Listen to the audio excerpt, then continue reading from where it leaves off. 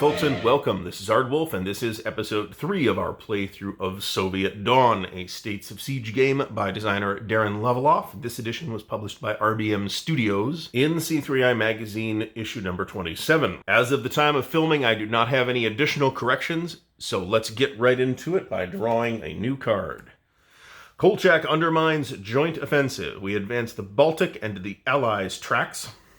Baltic is inactive. We'll notice that if the Baltic front marker occupies Petrograd this turn, we have to expel it or we lose the game. But the Baltic front is still inactive. The Germans have not committed to an offensive since we signed the Treaty of Brest-Litovsk, and new anti-Bolshevik forces on that front have not yet become active because we haven't drawn that card. We do get a +1 DRM on offensives versus the Baltic and Finland, but that doesn't actually help us in this case. So let's conduct an offensive against the Allies, which succeeds. We have one additional action, which we will spend down here on an offensive against Kolchak. Once again, we have to beat the target number of 3 in this case against Kolchak. So we have actually succeeded in this case, forcing Kolchak back to Ekaterinburg. Let's draw a new card. Red Terror. We advance Finland, and we have one action. Okay, so this is one of many Red Terrors that occurred. There is flavor text on each of these cards, and I would encourage you, if you have this game and you're playing through it, to read that flavor text. This is actually a fascinating subject, and you can absolutely learn a lot about historical topics by playing war games on those topics. This gives us one action. We are going to try to increase our political level. We have a target number of 4. And again, we need to beat the target number, and we don't. So that was a failure yet again. Let's draw a new card. U.S. launches Polar Bear Expedition. We advance the eastern track. The Allies' track is activated, but it was already active. No offensives are allowed versus Finland this turn, but that's irrelevant because the King of Finland has already abdicated and the Finnish track has been removed completely. And I think what that means in terms of the game's narrative is that the Red Revolt that occurred in Finland at that time was actually successful, and in the case of our game here, it was successful very quickly while the struggle in Russia goes on. So we don't need an offensive against the Finland track. Let's try an offensive in the east against Kolchak, because he is in the 2 space, and that worries me. That has failed. Let's spend the second offensive against Kolchak as well, the second action on an offensive. Let's spend a reserve offensive against Kolchak. And that has failed as well. So once these reserve offensives and political decrees are gone, they are gone for the duration of the game, by the way. So not a great deal of progress was made by the Reds this turn. Let's draw a new card. Jassy Conference reveals disunity. We retreat the Allies to box 4. Well, that's a very interesting political event. We get one action. Let's spend it down here in the east against Kolchak, which is successful, pushing Kolchak's white army back to Ekaterinburg again. Now, during the political descent phase, we're going to roll repeatedly on the political track with a +1 DRM until we either win the game or we fail the die roll. So our current number is 4, but we have a +1 DRM, so we are looking for a 4, 5, or 6. And we have failed the very first die roll. So let's draw a new card. White Guard takes Ice March to Kuban. We advance the eastern track. We retreat the southern track, but it's already retreated all the way. And we have 2 actions. Let's spend one of those actions on an offensive against Kolchak in the east. We have succeeded, pushing Kolchak back 1. We're in pretty good shape at the moment on the tracks. Let's spend the other one trying to increase our political level. The target number is 4, so we need a 5 or a 6, and we succeed. If we reach 9, we win. There is an optional 10 box, which is an optional rule, which we're, I think, not going to play with since it's the first time I've played this thing. I see no reason to make the game harder just for the sake of making it harder on the first try. So let's draw a new card. Revolt of Left Socialist Revolutionaries. This is, of course, another socialist faction that was at odds with the Bolsheviks. We're going to advance the Baltic track, which does nothing because it's inactive. We're going to advance the Eastern track. In the political phase, If the Treaty of Brest-Litovsk was accepted, then we're going to roll for political dissent. If we took the Bukharin option, we would automatically gain 1 political point. We did accept the Treaty of Brest-Litovsk. We are going to need to roll for political dissent. We get 2 actions. I think I am going to spend 1 on an offensive in the east against Kolchak, which succeeds, pushing that back to Ekaterinburg once again. And we're going to forego the other action so that we could get a +1 DRM on the political dissent table. We have rolled a 3, which is no effect. That +1 DRM saved us from losing a political level, so good thing we did that. We're almost out of cards here. Minorities form breakaway republics. We advance the Allies, we advance Finland, and we advance the East. If our political track goes up to 7, where we're in Allies indecisive, then it's harder to move this Allied force forward. The Finland front is removed from the game, and the Eastern track and Kolchak once again move up to the 2 box. We get 2 actions. Let's spend 1 on an offensive in the East versus Kolchak, which is successful, pushing Kolchak back. Let's try to increase our political level, which fails. Let's draw a new card.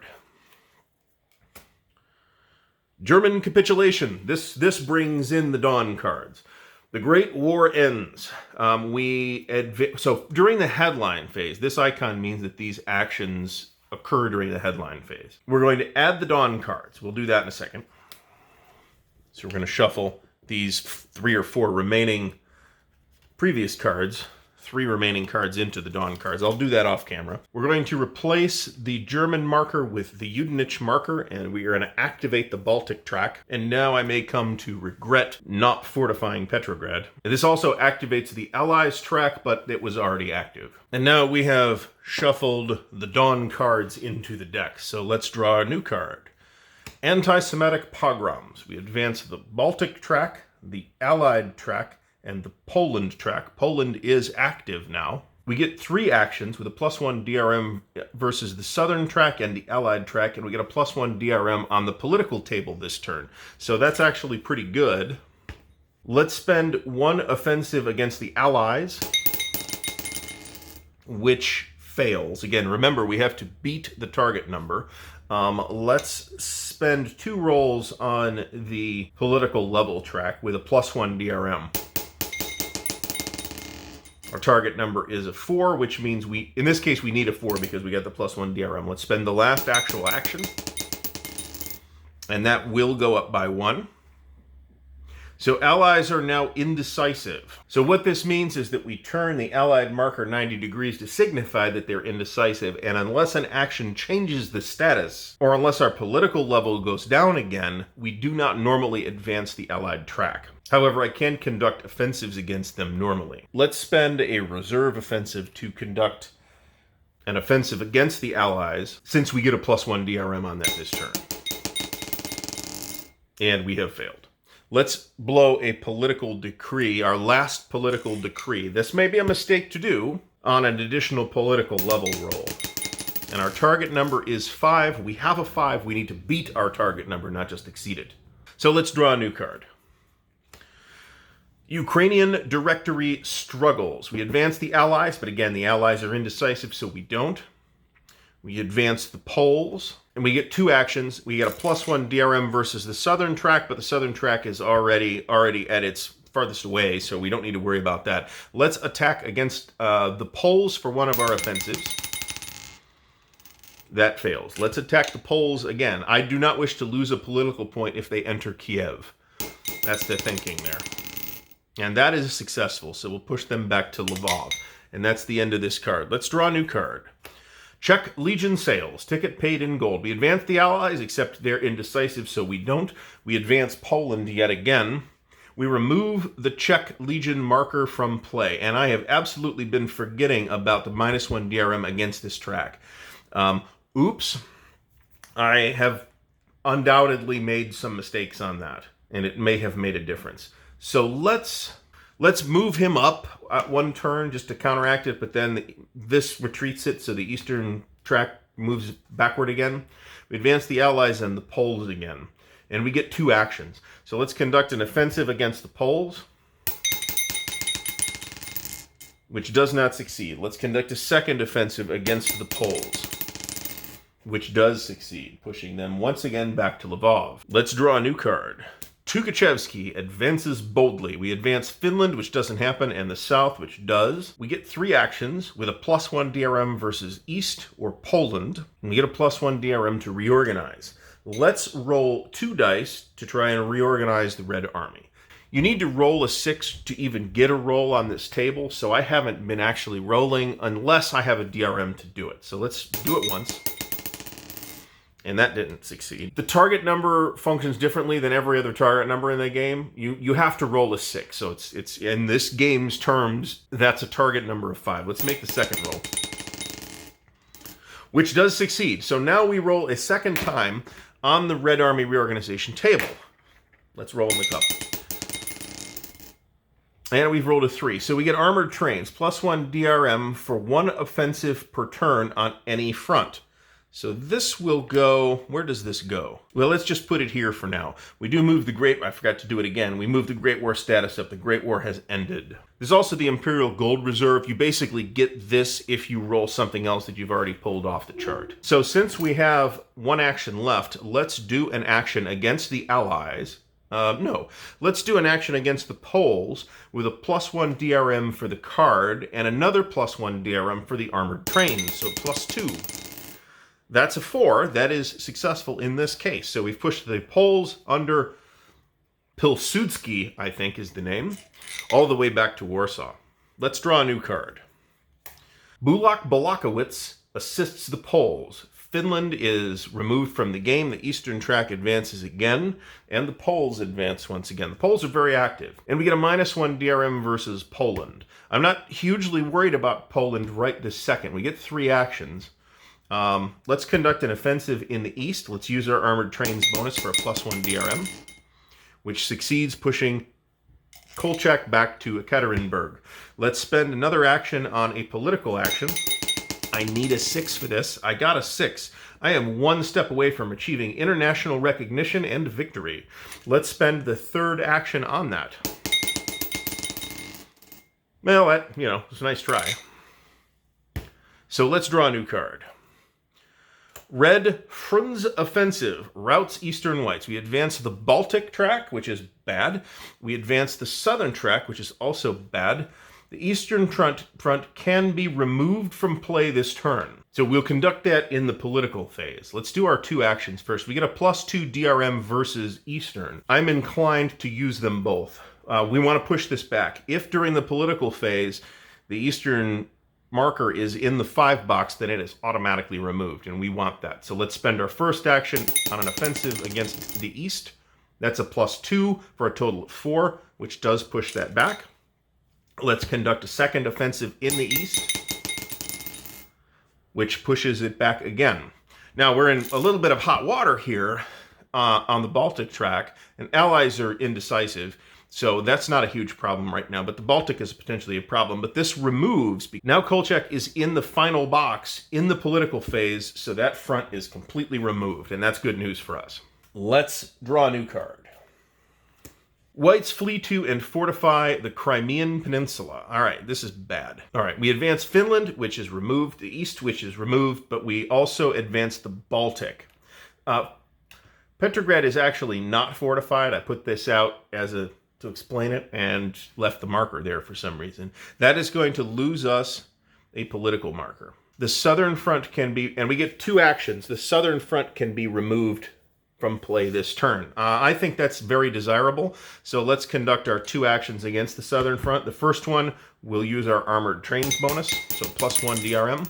So that is successful. For the second one, I really feel like the Baltic front is only 1 space away. I need to spend the offensive on that. So let's roll for that. We've rolled a 3. We've gotten a 3. That does not advance. We are in a lot of trouble right there. So in the political phase, we're going to try to see if the Southern front is removed, and we're looking for less than this number. So we need a 1 or a 2. So that stays in. Let's draw a new card and hope that the Baltic front does not advance. Whew, okay.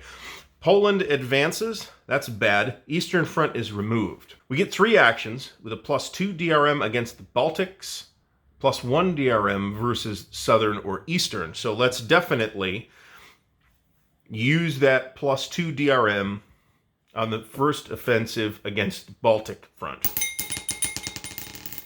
And that gives us a 5, which pushes that back. Let's do it again. That gives us a 4, so that works on that. We don't get a DRM against the Poles, but we can spend armored trains, so let's use that for the 3rd action. And that pushes the Poles back. So we're in a slightly less worrisome position than we were just a moment ago. All right, let's draw a new card. Poles break through in counteroffensive. Ugh, okay. So the Eastern track advances but is removed. Southern track advances 1, and the Poles advance 2 boxes. So we lose another political point. This makes the Allies decisive again, but we get 4 actions. So we have to spend 1 in Kiev, and we're going to use the +1. Okay, so that will push the Poles back. Let's spend another 1 in Kiev, on Polish track. Without a +1, that doesn't do anything. With a +1, it wouldn't have done anything. Let's spend a 3rd one on an offensive against the Poles. That will push the Poles back by 1. Let's spend the 4th one on an offensive against the Allies. So we need a 5 or a 6 on this one, and we got a 6. Okay. The clock is ticking. Let's draw a new card. Machno leads an anarchist revolt. Let's roll the dice. The Southern Front is active right now. And hits a 6. So the Southern Front retreats. We roll for we get 1 action. Let's forego the political action for a +1 DRM on the political dissent table, and this will be the last we see of Machno. That's a 5. That gives us a +1 political level, which makes the Allies indecisive again. So that's good news for us.